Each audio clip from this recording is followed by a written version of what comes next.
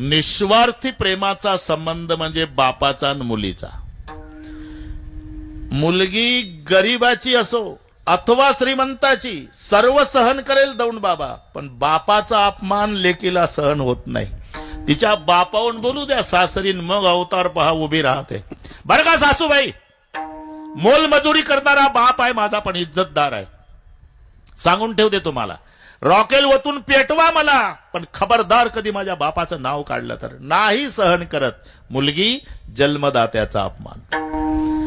बापाचंही तसंच आहे. बापाला मरायच्या वेळेला खाली टाकण्यात येतं तेव्हा पहिल्या आठवणी लेकीच्या येतात. मुलांना सांगतो मरतो बाबा, पण लेकीत जीव गुंतला रे. अरे तुमच्या भीतीनं बोलली नाही माझी ताई, खूप त्रास आहे तिला सासरी.